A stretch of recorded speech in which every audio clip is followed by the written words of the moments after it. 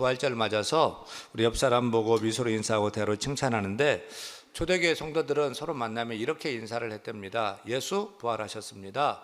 그러면 예수님이 다시 사셨습니다 라고 받아서 인사했답니다. 우리 옆 사람 보고 우리 초대교회 인사법으로 같이 한번 인사합니다. 사랑하는 성도님, 예수님이 부활하셨습니다. 예수님이 다시 사셨습니다. 우리도 살 줄 믿습니다. 믿습니까? 아멘. 오늘 설교 제목은 부활의 능력으로 살라. 부활의 능력으로 살라. 육체를 가진 모든 인생은 다 죽게 됩니다. 죽음은 세상 권세를 가진 왕이라도 대통령이라도 예외가 없습니다. 돈이 많은 재벌이라도 결혼을 앞둔 신랑 신부라도 봐주지 않습니다. 죽음은 5대 독자라도 예외가 없습니다. 이 땅에 태어난 모든 사람은 모두 죽음을 맛보게 됩니다. 그래서 혹자는 사람은 사는 것이 아니라 죽어가는 것이라고 했지요. 그런데 여기서 우리는 중요한 질문을 하나 던져봐야 합니다. 죽으면 과연 끝인가 하는 질문입니다. 사람이 죽으면 돌아가셨습니다 라고 하죠. 어디로 돌아갔다는 것일까요? 죽으면 끝일까요? 사실 죽음이 끝이라고 생각하면 복잡할 것 하나도 없습니다. 그냥 살다가 죽으면 됩니다. 만약 죽음이 끝이라면 우리의 신앙은 아무 의미도 없습니다. 이렇게 주일날 모여서 예배하고 찬양하고 신앙생활 힘쓸 필요도 없습니다. 그런데 죽음이 끝이 아니라면 어떠할까요? 죽음이 끝이 아니라면. 성경은 죽음이 끝이 아니다고 합니다. 처음부터 끝까지 시종 일관 죽음은 끝이 아니다. 성경은 믿는 자도 죽지만 죽고 끝이 아니다. 다시 산다고 증언합니다. 왜냐하면 우리가 믿는 예수님은 성경대로 우리 죄를 위해 죽으셨고 성경대로 다시 부활하셨기 때문입니다. 따라서 우리 믿는 자도 예수님과 연합하여 부활의 영광에 참여하게 될 것을 성경은 증언합니다. 이것을 믿는 복된 믿음의 사람이 다 되기를 축원합니다. 그런데 세상 사람들은 이것을 믿지 않습니다. 부활을 부정합니다. 안 믿기로 작정한 사람에게는 어떤 증거를 갖다 대도 안 믿을 것이지만 정말 안 믿기로 작정을 하고 부활은 실제가 아니다, 허구다라고 말합니다. 사랑하는 여러분, 예수 부활이 정말 허구일까요? 정말 죽은 예수님이 부활하셨습니까? 아니면 지어낸 말입니까? 분명 어떤 사건이 실제 일어난 사건이 되려면 적어도 3가지 정도의 조건이 충족돼야 됩니다. 첫째는 증인이 있어야 됩니다. 둘째는 물증이 있어야 됩니다. 셋째는 증인이 없고 물증도 없으면 정황상 그 사건이 실제로 일어났다는 사실을 입증해 줄 수 있는 간접적인 증거가 있어야 합니다. 그렇다면 첫째, 예수님의 부활을 목격한 증인들이 있느냐는 것입니다. 부활하신 예수를 만난 증인이 있습니까? 없습니까? 있습니다. 한둘이 아닙니다. 여럿도 아니고 많이 있습니다. 제일 처음 부활하신 예수를 만난 사람은 막달라 마리아였습니다. 또 12제자에게도 나타났습니다. 12제자들은 12번 정도 부활의 주님을 만났습니다. 심지어 500의 형제가 일시에 본 적도 있습니다. 500의 형제가 만났는데 거기에는 여성들이 없었을까요? 더 많았을 거예요. 게다가 바울은 만삭되지 못하여 난 자 같은 내게도 보이셨느니라며 자신도 만났다고 증인으로서 오늘 본문 고린도 전서를 쓰고 있지 않습니까? 그리고 증인들 상당수가 지금도 살아있다고 증언합니다. 이에 예수 부활을 부정하는 사람들은 아니다, 환상이다 라고 주장합니다. 정말 환상이었을까요? 정말 환상을 그렇게 많은 사람이 그렇게 다양한 장소에서 여러 번 보았다면 그것은 부활보다 더 큰 기적이 아닐까요? 둘째, 예수님의 부활을 사실로 증거할 물적 증거가 있느냐? 예, 있습니다. 그것은 예수님의 빈 무덤입니다. 지금 당장 예루살렘에 있는 예수님의 무덤 성묘교회에 가보십시오. 예수님의 무덤은 아무것도 없습니다. 빈 무덤입니다. 지금도 신라시대, 백제시대 무덤을 파보면 거기서 뼈가 나옵니다. 그런데 예수님의 무덤은 부활하신 첫날부터 지금까지 아무것도 없습니다. 막달라 마리아가 처음 갔을 때도 비어 있었고 지금도 비어 있습니다. 다음 달 5월 27일은 부처님이 태어나신 석가탄신일이 있습니다. 그런데 석가모니 부처님이 별세하실 때 그의 뼈를 8명의 왕에게 나눠 주셨습니다. 이 사리들을 작은 뼈로 다 나눠서 수없이 퍼뜨려서 세계 도처에 수많은 사리탑에 넣고 부처님의 사리라고 자랑합니다. 다시 말하면 부처님은 죽었다며 널리 자랑하는 것이죠. 공자도 죽고 그의 무덤은 중국 창평창에 있습니다. 이슬람의 모하메트도 죽고 그의 무덤은 사우디아라비아 메카에 있습니다. 하지만 기독교에는 예수님의 무덤이 있다 없다? 있습니다. 그런데 빈 무덤입니다. 아무것도 없습니다. 우리는 예수님의 뼈도 머리카락 하나도 자랑할 것이 없습니다. 단지 우리가 자랑할 것이 있다면 오직 빈 무덤뿐입니다. 왜냐하면 예수께서 죽었다가 사흘 만에 다시 살아나셨기 때문입니다. 법률학자들의 말에 따르면 예수님의 빈 무덤이야말로 예수님의 부활을 입증할 수 있는 법적 효력을 가진 가장 강력한 물증이라고 주장합니다. 세 번째로 예수님의 부활을 사실이라고 증명할 수 있는 간접적인 증거도 있을까요? 예, 물론 있죠. 대표적으로 제자들의 놀라운 변화입니다. 제자들의 급격한 삶의 변화는 그들이 부활의 예수님을 만나지 않았다면 설명할 길이 없습니다. 아시다시피 예수님이 체포될 때 그들은 두려워서 모두 도망갔습니다. 자기들이 잡힐까 봐 두려워 문을 걸어 잠그고 꼭꼭 숨었습니다. 그런데 제자들이 부활하신 예수를 만나고 난 후, 성령을 체험하고 난 후 그들은 사자처럼 돌변한 것입니다. 예, 꼭 사자처럼요. 그렇게 두려워 떨던 제자들이 예루살렘 거리로 쏟아져 나와서 예수 부활을 외치기 시작한 것입니다. 종교 지도자들이 붙잡고 체포하고 감옥에 집어넣고 죽이기까지 하는데도 두려워하지 않았습니다. 온 천지를 다니면서 부활을 증거했습니다. 무엇이 그렇게 두려워 떨던 제자들을 그렇게 돌변케 했을까요? 심지어 12제자들 모두가 예수 부활을 외치다가 순교당하지 않았습니까? 무엇이 그들을 죽음도 두렵지 않게 바꿔 놓았을까요? 의리 때문이었을까요? 양심의 가책 때문이었을까요? 아닙니다. 대답은 오직 하나입니다. 그들은 성경대로 십자가에서 죽으시고 3일 만에 다시 사신 부활하신 예수 그리스도를 만났기 때문입니다. 부활의 예수님을 만난 그들은 그 부활의 주님을 전하지 않고서는 견딜 수가 없어서 거리로 뛰쳐나가 예수 부활을 외친 것입니다. 베드로는 거리에 나가서 이 예수를 하나님이 다시 살리신지라 우리가 다 이 일의 증인이로다. 너희가 십자가에 못 박은 예수를 하나님이 다시 살리사 주와 그리스도가 되게 하셨느니라. 우리가 보고 들은 것을 말하지 않을 수 없노라 하면서 담대하게 외친 것입니다. 그 이유는 단 한 가지 때문입니다. 부활하신 예수님을 만났기 때문입니다.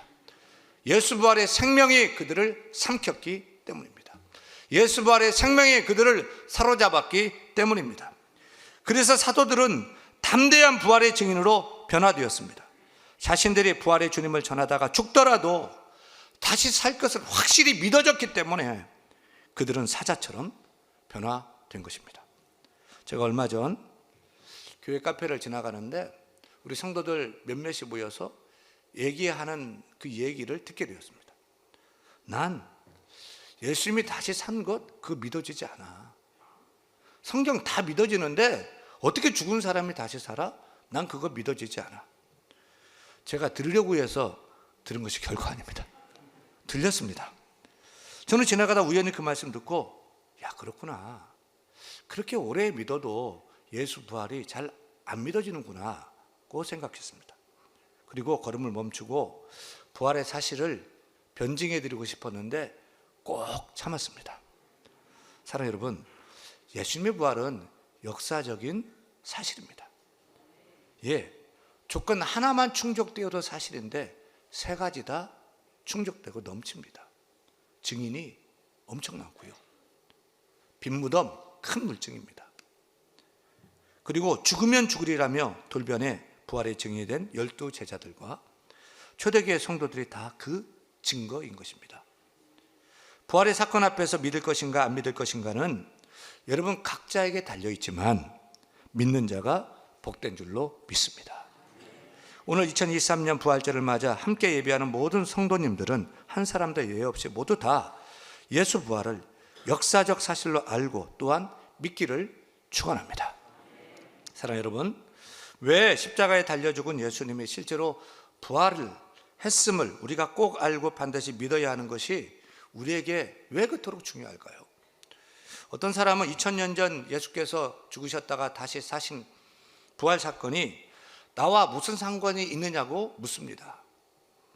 암 특효약이 개발되었다 해도 자신과 상관이 없으면 별 관심이 없듯이 예수 믿는 크리스찬이라는 사람들도 부활에 관심이 없는 것을 봅니다.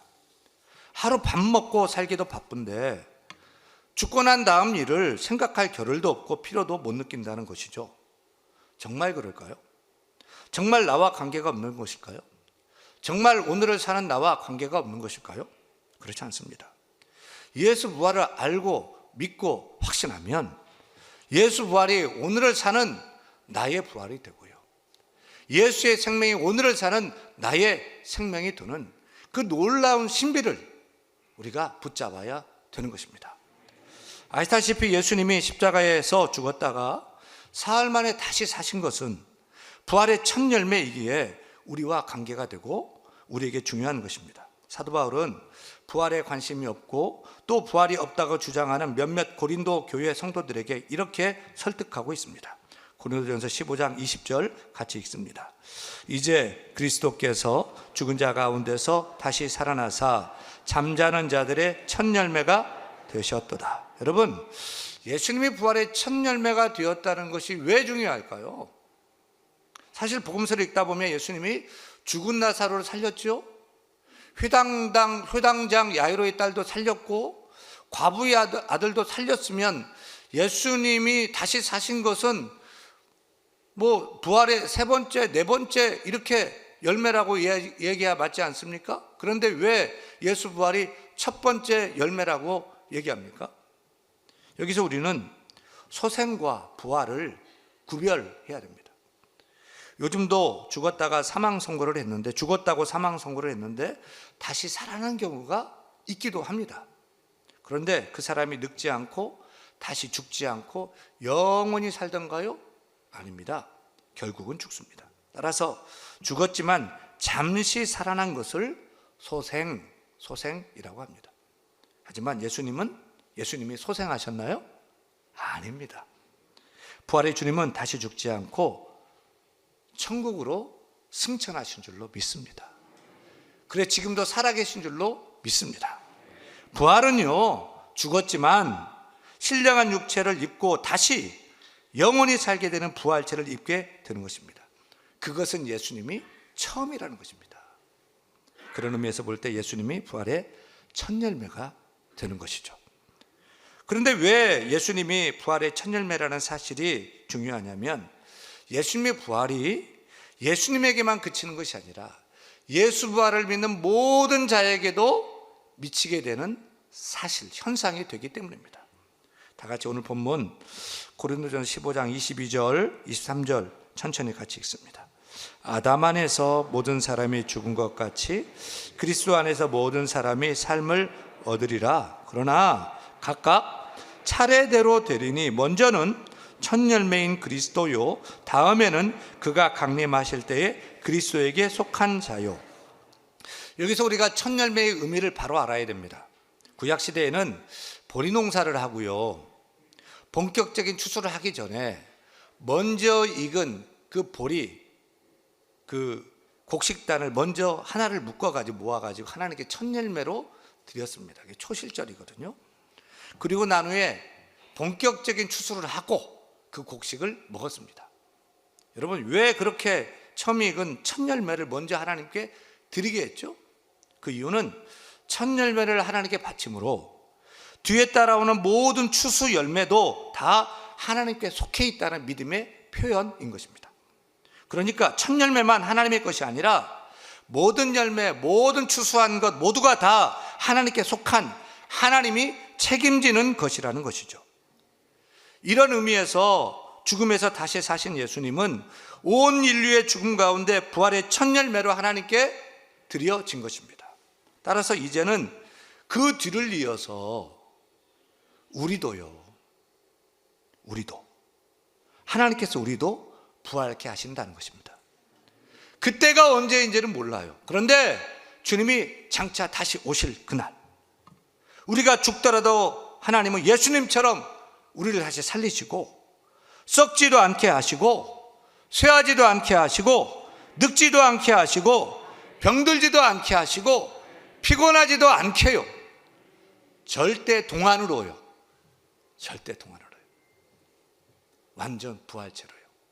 영원히 우리와 함께 살게 하신다는 하나님의 보증서가 바로 예수님이 죽음에서 다시 살아나신 첫 열매라는 사실입니다.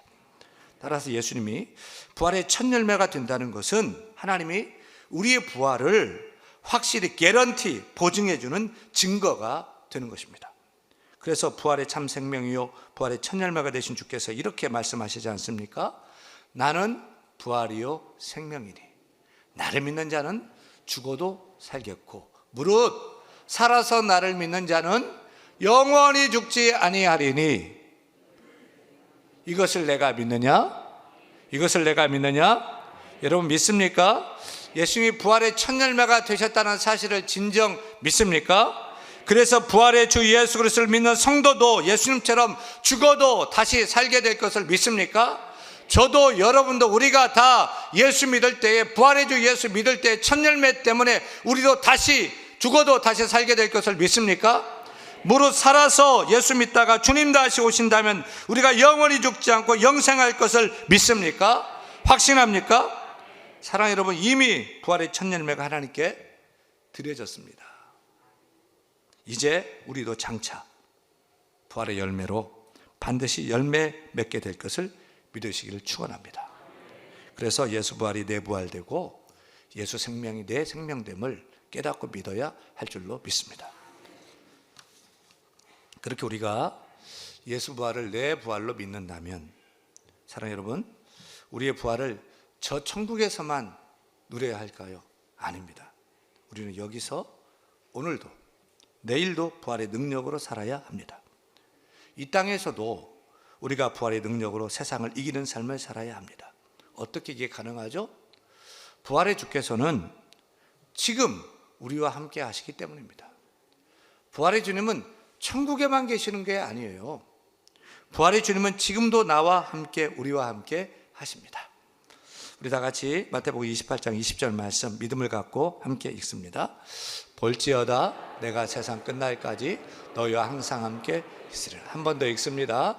볼지어다 내가 세상 끝날까지 너희와 항상 함께 있으리라. 한 번 더 읽습니다. 볼지어다 내가 세상 끝날까지 너희와 항상 함께 있으리라. 아멘.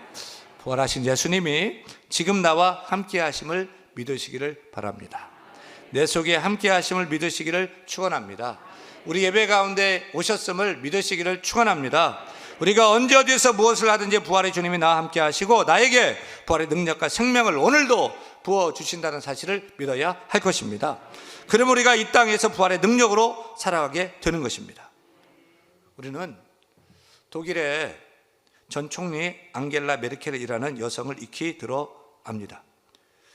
통일 독일의 첫 여성 총리, 통일 독일의 최연소 총리, 최초의 동독 출신 총리, 게다가 최장수 총리로 16년간을 집권했던 총리 앙겔라 메르켈입니다. 놀라운 사실은 여성이다, 어리다, 동독 출신이다 는 모든 편견을 다 이겨내고 지지율 80%에 달하는 존경과 사랑을 받은 총리였다는 것입니다. 여러분, 우리 성렬이 형님 지지율이 어떻게 되죠?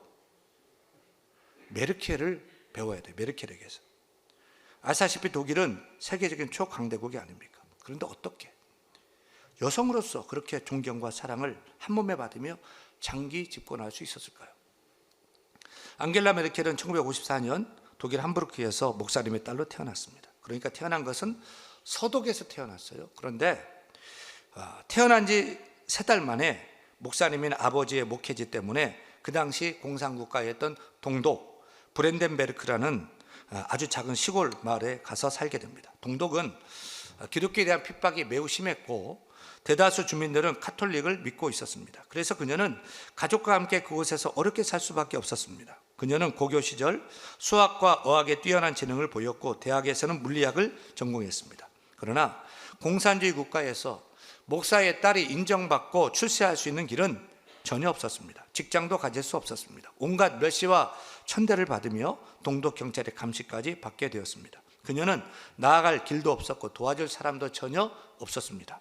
그때 그녀는 억압과 감시 속에서 절망하지 않고 하나님께 계속 기도했습니다. 성경을 읽었습니다. 그런데 그렇게 성경을 읽다가 그녀가 부활의 주님을 만나게 됩니다.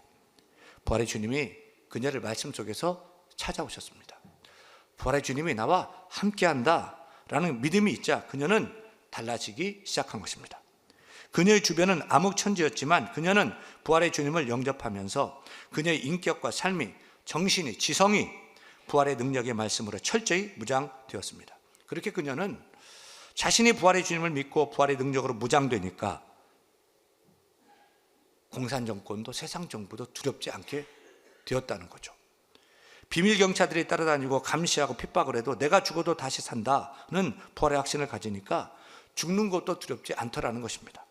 그녀는 안 되는 것도 할 수 없는 것도 부활의 주님이 도와주시면 가능할 줄 믿고 믿음으로 나아갔습니다. 그래서 동독 정부가 잘못한 일에 대해서는 두려움 없이 비판하기 시작합니다. 여러분, 공산국가에서 대놓고 공산당을 비판하면 어떻게 됩니까? 쥐도 새도 모르게 죽게 되는 거죠. 그런데 그녀는 죽는 것이 두렵지 않았어요. 나는 죽어도 다시 산다는 부활의 확신 가지고 죽고자 하며 담대하게 신앙의 양심을 따라 산 것입니다. 그러다가 1989년 베를린 장벽이 무너지고 동독과 서독이 통일되는 기적이 일어나지 않았습니까? 이때 메르켈이 통일 독일에서 제일 먼저 쓰임받게 됩니다. 2005년에는 통일 독일의 최초 여성 총리가 되었는데 한 번이 아니라 재선 3선, 4선을 연임하면서 미국 대통령, 프랑스 대통령의 영향력을 넘어서 EU, 유럽 연합을 이끌지 않았습니까? 여러분, 어떻게 연약한 여성이 세계를 움직이는 통일 독일의 4선 총리가 될 수 있었을까요? 물론 그녀의 탁월함도 있었겠지만 그녀에게는 남들이 모르는 비밀이 있었던 것입니다. 그 비밀이 무엇이냐? 부활의 주님이 임마누엘 그와 함께 하셨기 때문입니다. 그리고 부활의 능력으로 죽고자 하며 나아간 것입니다. 힘들고 어려움도 있었지요. 하지만 나는 죽어도 다시 산다는 부활 신앙인으로 죽고자 하는데 무엇을 못하겠습니까? 부활의 주님이 함께 하시고 부활의 주님이 도우시니까 당장에는 안 되고 어려워도 더 잘 될 줄 믿고 믿음으로 뚝심 있게 나아가서 온 세계인이 존경하고 따르는 앙겔라 메르켈 총리가 된 것입니다. 이것이 바로 부활의 능력으로 사는 길입니다. 그냥 부활을 알고 믿는 데서 그쳐서는 안 됩니다. 더 나아가야 됩니다. 예수 부활을 내 부활로 삼아야 합니다. 나는 죽어도 다시 산다 하는 마음을 가지고 죽고자 하며 살아보세요. 우리 앞에 어둠이 있습니다. 절망도 있습니다. 위기도 있습니다. 고난도 있고 우리 앞에 가난도 실패도 죽을 것도 환난도 있습니다. 하지만 그 어려움과 모든 것을 다 이긴 분이 계신다는 사실을 기억하십시오. 그분은 죄와 죽음과 사망을 이기고 부활하신 예수 그리스도이십니다. 그 승리의 이름 예수 그리스도께서 나와 함께 하십니다. 그 승리의 이름 예수 그리스도께서 우리를 도와주십니다. 그분이 나를 지켜주십니다. 나를 인도해 주시고 나를 세워주시고 나를 이끌어 주십니다. 그 승리의 이름 부활의 예수 그리스도께서 우리와 함께 하시는데 뭐가 두렵고 뭐가 염려되겠습니까? 부활의 주께서 나와 함께 하는데 우리 앞에 보이는 산과 같은 문제도 문제가 되지 않는 것입니다. 직장에서도 부활의 능력으로 우리가 승리하게 되고, 사업에서도 승리하고, 가정에서도 이기고, 학교에서도 이기고, 취업에서도 이기고, 시험도 이기고, 죄에서도 승리하고, 질병도 이기고, 경영하고 계획하는 모든 것에서 승리하고, 신앙생활에서도 승리하신 부활의 주 예수 그리스도와 함께 다 이겨나가게 되는 것입니다. 지금 우리가 어떤 절망과 위기와 고난과 실패 가운데 있는지 모르겠습니다. 하지만 부활하신 예수 그리스도가 나와 함께 하시고 내 손 잡아주심을 기억하십시오. 이제는 안 된다, 못한다 말하지 마십시오. 진정 부활하신 예수님도 못하는 것이 있습니까? 정말 그분도 안 되는 것입니까? 부활의 주께서 우리와 함께 하십니다. 우리를 도와주십니다. 그래, 낙담하지 마세요. 포기하지 마세요. 우리 모두 오늘도 내일도 부활의 주와 함께 부활의 능력으로, 부활의 역사가 우리의 삶 속에 펼쳐지는 간증의 주인공 될 수 있기를 부활의 주 예수 그리스도의 이름으로 간절히 축원합니다.